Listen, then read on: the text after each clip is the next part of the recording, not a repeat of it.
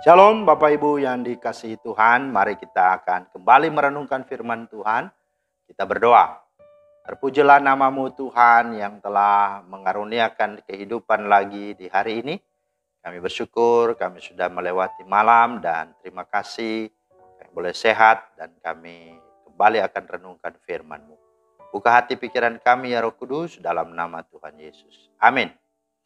Bapak Ibu, firman Tuhan kita terambil di dalam Matius pasal 1 ayat 19 dan 20. Karena Yusuf suaminya seorang yang tulus hati dan tidak mau mencemarkan nama istrinya di muka umum, ia bermaksud menceraikannya dengan diam-diam.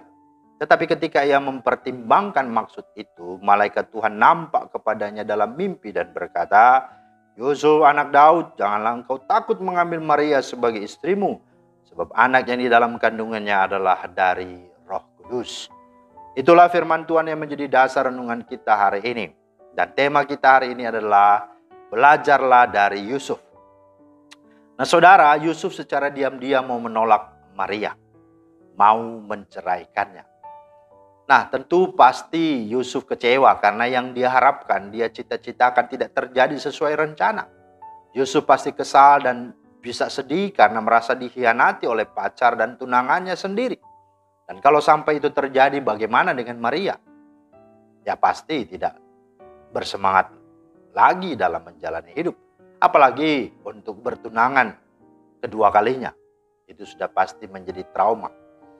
Namun yang menarik dari sikap dan sifat Yusuf, sekalipun demikian, dengan berhadapan oleh situasi dan masalah besar, Yusuf boleh dapat bertindak dengan cukup baik.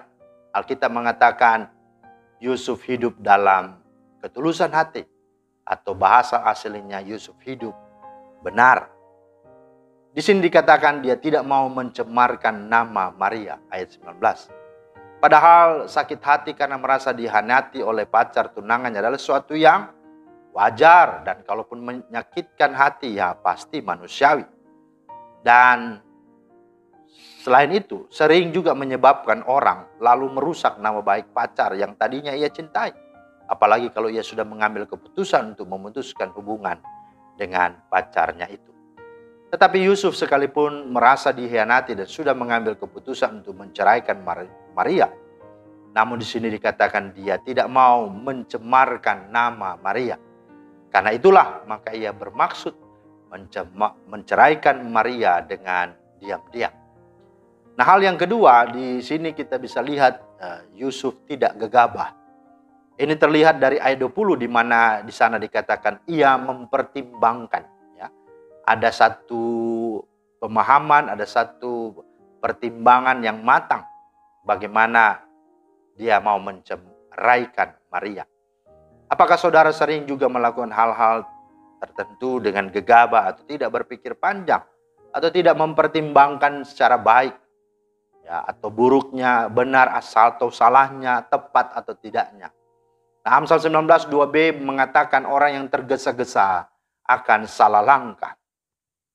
Dan mari kita perhatikan di ayat 20-23 ada solusi dari Tuhan. Ketika melihat sikap Yusuf yang demikian, Tuhan pun turut bertanggung jawab untuk mengklarifikasi alasan dan maksud sesungguhnya mengapa Maria mengandung. Allah bersabda dan sabda Allah memberi kepastian dan jawaban yang melegahkan hati Yusuf. Dan Yusuf pun disebut oleh Matius sebagai seorang laki-laki yang tulus mendengarkan suara Allah itu. Suatu mutiara iman yang indah, di mana Yusuf seorang yang dengar-dengaran kepada Tuhan. Ayat 24-25 berkata, Yusuf percaya pada firman Tuhan yang disampaikan malaikat Tuhan kepadanya melalui mimpi. Ayat 20-24. Dan dengan demikian dia pun taat untuk melakukan firman Tuhan. Ayat 24-25. Nah, bukti ketaatannya adalah pertama, ia taat secara langsung. Dengan kata lain, dia tidak menunda-nunda. Dia tidak berpikir panjang, dia tidak melakukan hal-hal yang di luar apa yang diperintahkan. Ayat 24. Yang kedua, Yusuf melakukan tepat sesuai dengan yang difirmankan Tuhan. Tidak lebih, tidak kurang. Yusuf menikahi Maria. Kata-kata dalam ayat 24 akhir yang mengatakan bahwa Yusuf mengambil Maria sebagai istrinya jelas menunjukkan kepada pernikahan Yusuf dan Maria. Ketiga, ia tidak malu mengambil Maria sebagai istri padahal Maria sudah mengandung sebelum mereka menikah dan Maria bukan mengandung dari dia. Apakah ia tidak mempertimbangkan apakah tetangga nantinya, keluarganya nantinya, dan teman kalau mereka melihat bahwa Maria melahirkan anak. Keempat, Yusuf rela untuk tidak bersetubuh dengan Maria sampai Yesus lahir di ayat 25. Menikah tetapi tidak bersetubuh jelas merupakan sesuatu pengorbanan.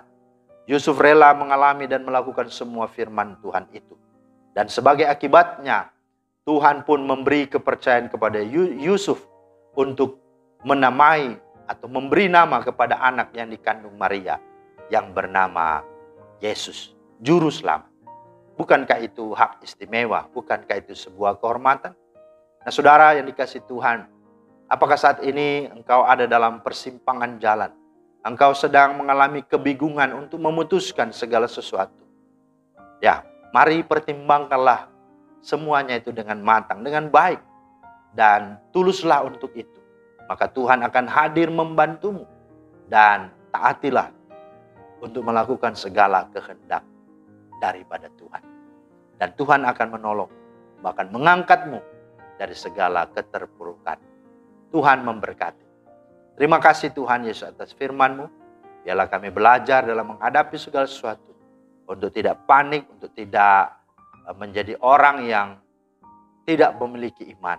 Tapi biarlah kami dapat mempertimbangkan segala sesuatu. Dan sungguh kami boleh memikirkan perkara-perkara yang dari Tuhan.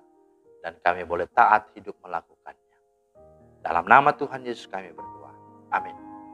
Demikianlah firman Tuhan hari ini kiranya menjadi berkat. Selamat beraktivitas. Tuhan Yesus memberkati. Shalom.